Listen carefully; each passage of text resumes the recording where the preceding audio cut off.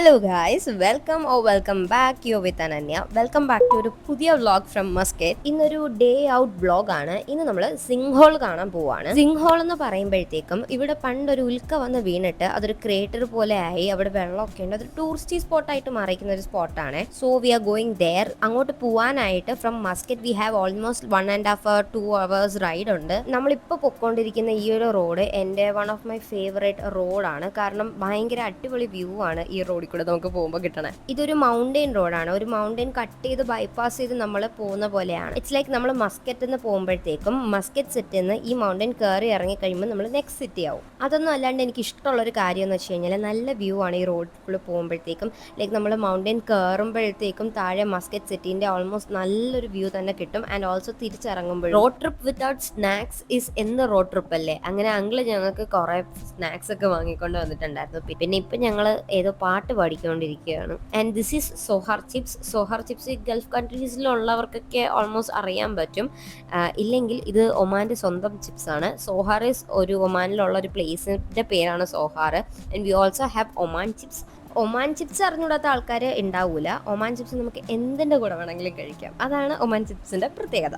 And ഒമാൻ്റെ വേറെ speciality ആണ് ഇവിടുത്തെ മലകൾ. നമ്മുടെ നാട്ടിലും ഉണ്ട് മലകൾ, പക്ഷെ നമ്മുടെ നാട്ടിലെ പോലെ പാറക്കല്ല് അല്ലെങ്കിൽ കല്ല് കൊണ്ടിട്ടല്ല ഇവിടുത്തെ മലകളുള്ളത്. ഇറ്റ്സ് മോർ ലൈക്ക് മണ്ണ് കൊണ്ട് കുന്നുകൂട്ടി വെച്ചിരിക്കും പോലെയാണ് ഇവിടുത്തെ മലകൾ കാണാൻ. We had 1.5 almost 2 hours of ride ഉണ്ടായിരുന്നു from Muscat to the place where we are going.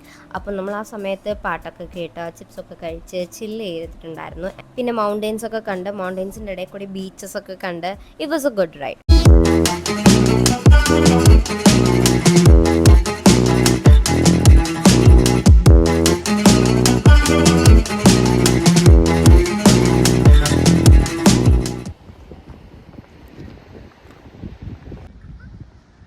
സിംഹോളിൻ്റെ അടുത്ത് തന്നെ വേറെ സ്പോട്ട്, ഇങ്ങനെ ഒരു ക്ലിഫ് പോലത്തെ ഒരു സ്പോട്ട് ഉണ്ടായിരുന്നു. അവിടുത്തെ വാട്ടറിന്റെ കളറൊക്കെ ഭയങ്കര അടിപൊളിയായിരുന്നു.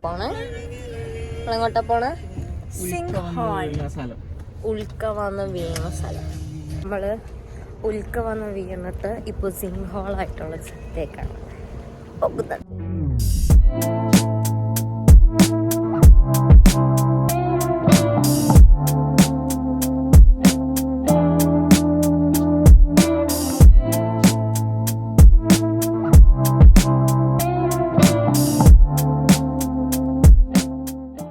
കൊച്ചുവേടെ താഴോട്ടൊന്ന് സിംഹോളിന്റെ താഴേക്ക് പോവാം.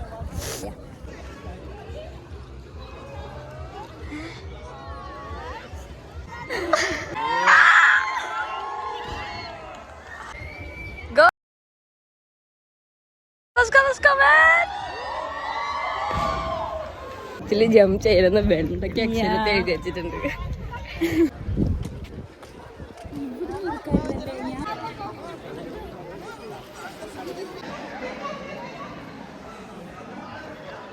ഇതാണ് സിംഹോൾ. വരണം നമുക്ക്. ഫുഡ് കഴിക്കാൻ പോവാണ്.